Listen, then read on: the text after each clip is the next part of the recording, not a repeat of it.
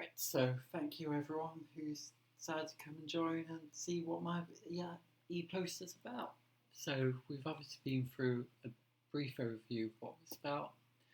So this poster started out as a normal poster that I presented at a conference on an A0 scale, and that isn't really applicable for the easiest medium to convey what's going on. So I'll try and go through things a bit in a bit of a different method.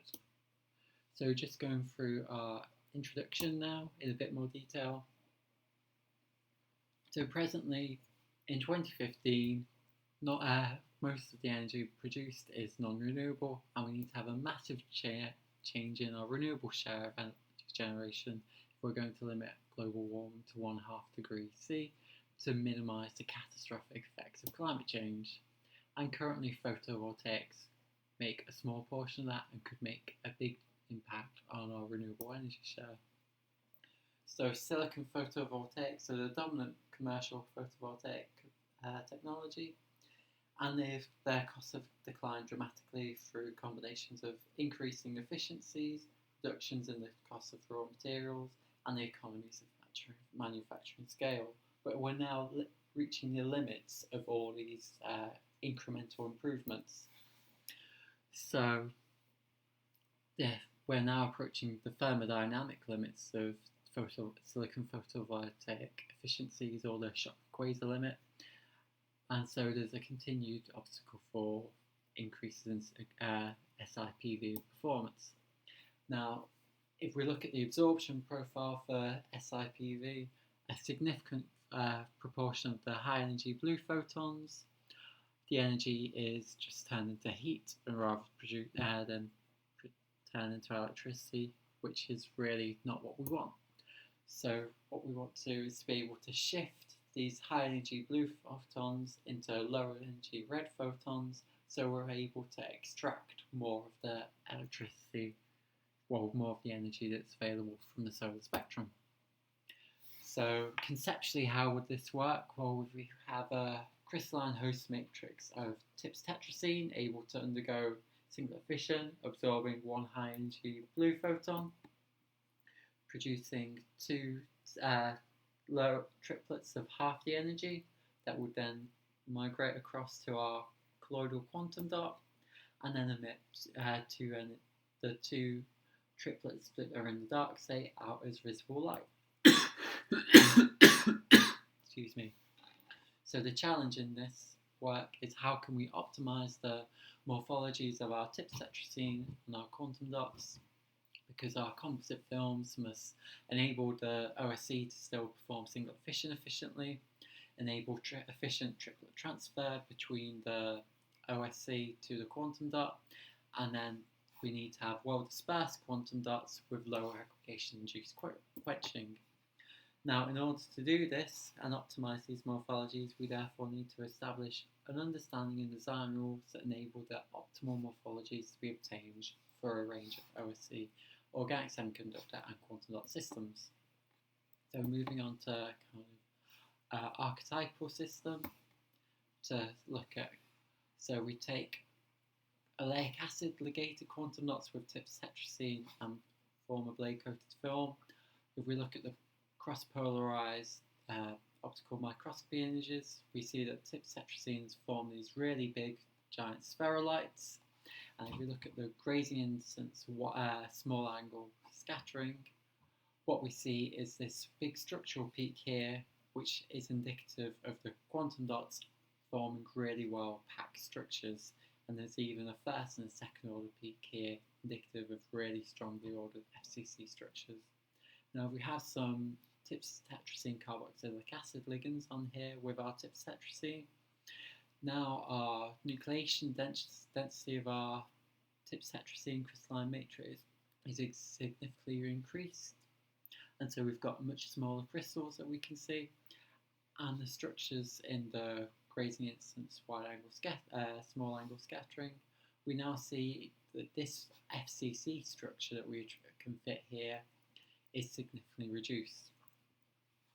And so basically, when we have oleic acid ligands interacting with the TIPS tetracene, we form these really well packed highly ordered FCC colloidal crystal quantum dot aggregates within the system, whereas if we've got tip tetracene ligands on the quantum dots, we suppress this behaviour and form more disordered film.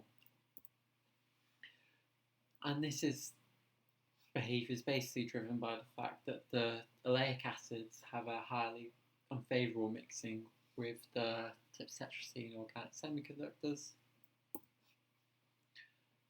So incorporating the tip tetracene ligand into the quantum dot enables better mixing of the what's called quantum dots within the tip tetracene films. And so the tip tetracene ligated quantum dots are predicted to be much more effective solid-state singlet fission photon multiply systems. Now, work in the solution phase has demonstrated that tetracene ligand is vital for enabling triplet transfer from the tip tetracene to the quantum dots, but in the solid state, the tip tetracene carboxylic acid ligand plays an additional role in that it compatibilizes interactions between the quantum dots, which act as impurities in the tip tetracene host material, so it basically limits disaggregation. So on to looking at how does the quantum dot ligand chemistry alter self-assembly. So we can do neutron scattering to probe our quantum dot ligand shells. So we take oleic acid quantum dots, we can functionalize them with different degrees of tetracene carboxylic acid ligands, just using stoichiometry, and then we perform small angle neutron scattering.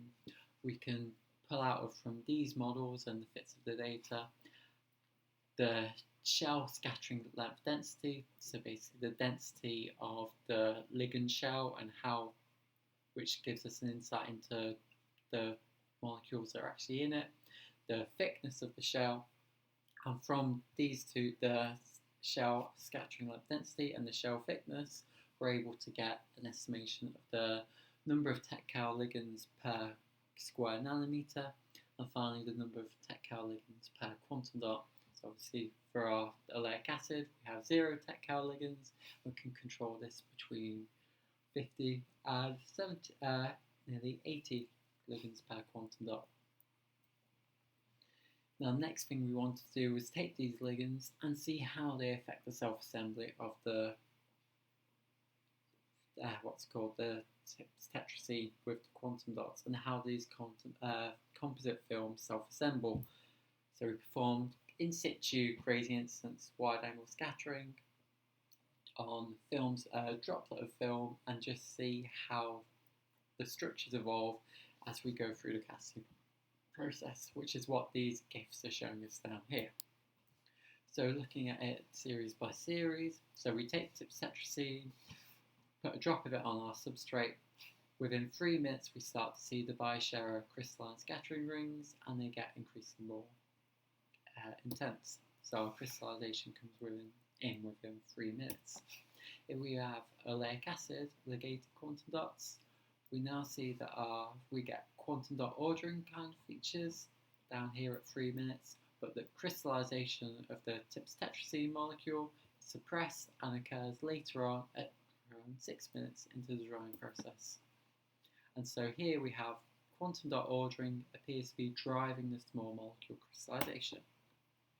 Now if we have a small amount of Tech-Cal ligands on the quantum dot surface, now we see that the TIPS tetracene's crystallization is occurring at 4 minutes, and this crystallization is driving the aggregation and the ordering of the quantum dots. So we're getting crystallization driving quantum dot ordering, but if we increase the Tech-Cal loading further, we now see that we're getting TIPS tetracene crystallites forming really early on, and that we don't actually invoke any significant quantum dot ordering once the film's dry.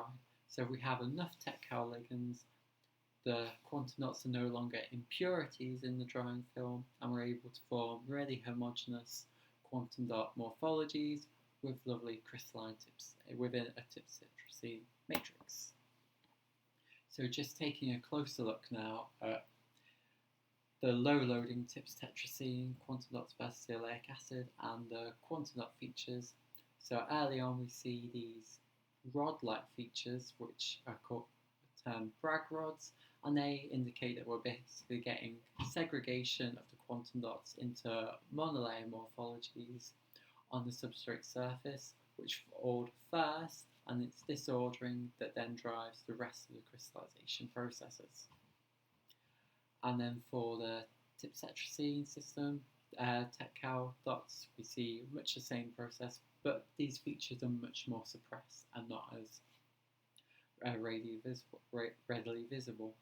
So from this data, we can take radial integrals and fit the data, and so we can pull out the fraction of quantum dots that remain dispersed in the film. So we can see that the incorporation of the Tech-Cow ligands increases the fraction of hard sphere, so the fraction of dispersed quantum dots.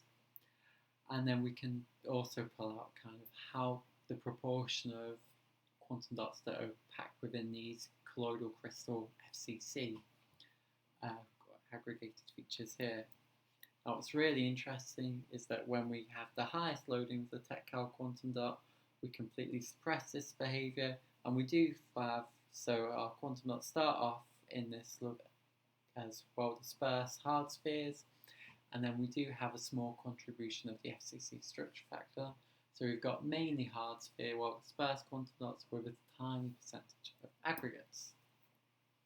So just to conclude, we've demonstrated and quantified how the incorporation of active ligand species into the ligand envelope of quantum dots may be easily controlled just through the stoichiometry of the Tech-Cow ligand, and demonstrated how different surface chemistries have a dramatic effect on the self-assembly of a small organic molecule TIPS tetracene with quantum dots, where we either get the small molecule crystallization driving the aggregation of the quantum dots, as is the case for the oleic acid ligated quantum dots, or the low loadings of Tech-Cow quantum dots, or when we've got sufficient loadings of the Tech-Cow on the quantum dots, we actually get that seeding the crystallization of the small molecule, and we get good dispersions of the tetracene within the film.